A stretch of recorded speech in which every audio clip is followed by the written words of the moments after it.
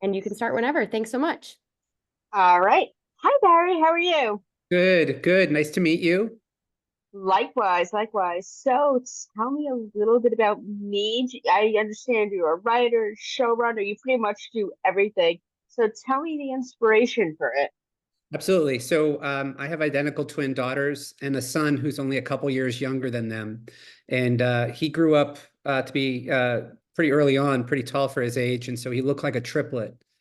And we were sort of in this situation where he sort of tried to keep up with them, but couldn't be them, for lack of a better way of saying it. And so it became a conversation, and then it became a bedtime story, and then it became a story of, who do you want to be? I mean, if you could be anyone in the world, who would you want to be? And thus, you can start to see how that transformed into the narrative of season one. And so for me, it was always a love letter to my kids of trying to sort of capture their dynamic in this show as this boy finds his power, I guess, for lack of a sort of a better way to say it.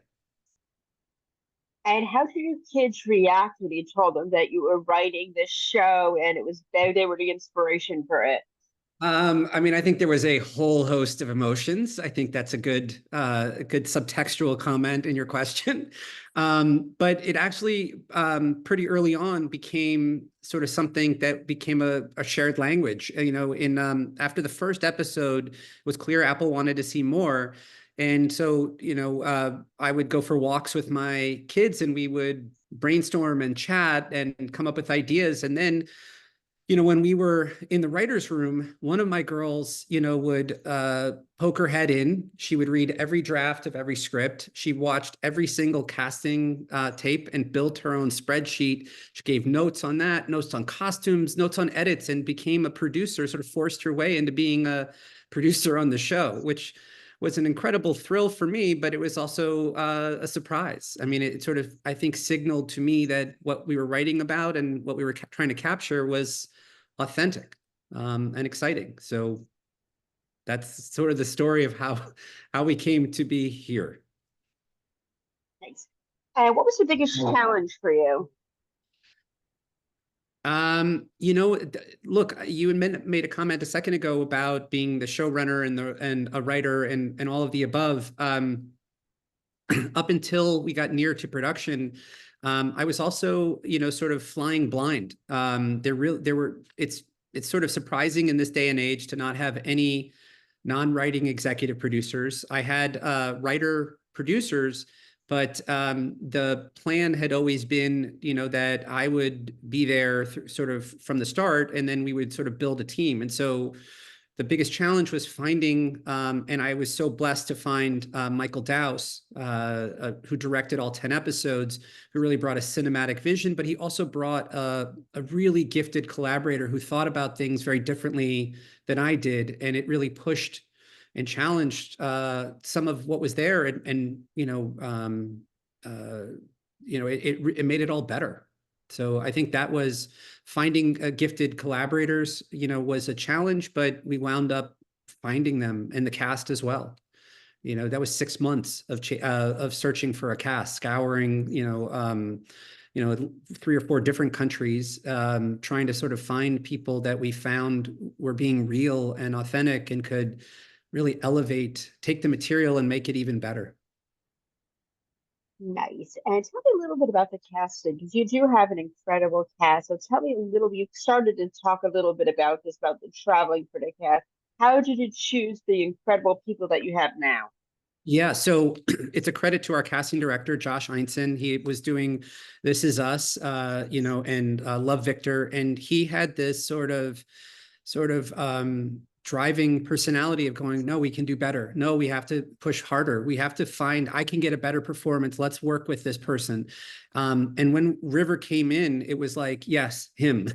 And from that moment forward, it became so easy to sort of see who was it who could, believably, authentically, and sort of grounded play opposite River, and Abby, it was a no-brainer. And then to Josh's credit, he had met Amanda Reed, who plays Carter Kennedy. He had met her in a workshop months earlier, and it was like, I know exactly who we have to look at for Carter.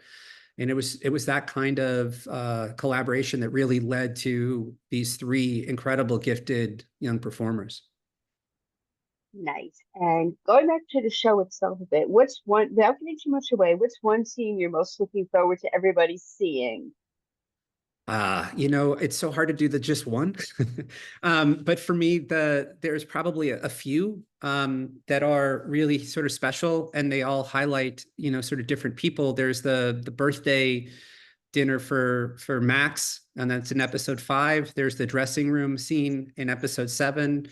And there are some incredible River moments, throughout, certainly in the pilot episode, where you feel for him without a word or even a move. It's just those eyes. Nice. And going back to the characters, which one do you relate to the most, or if you don't, which one do you wish you could relate to the most? Wow. This is a great question. I bet if my daughter was here, she would say it's it's Phil, with the awful corny jokes and the sort of roll off the tongue fatherly advice. But I think on some level, there's pieces of me in all of them. I certainly, I moved going into high school, and so being that sort of outsider in a new school, that was certainly a challenge that I know I tried to sort of bring into the writing of the pilot episode. Very nice. And we are almost out of time, unfortunately, because I'm having a blast talking to you. But before I let you go, I want you to describe me in 3 words. Me, the show, not me. um, awesome. You know what? I think I would say coming of age, and that had little dashes, so I feel like I'm getting away with that as one word. Inspiring and authentic.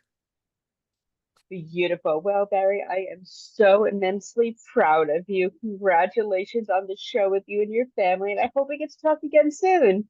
Awesome. Thank you so much, Sammy. Nice meeting you. Likewise. Thank you. Likewise. Bye-bye.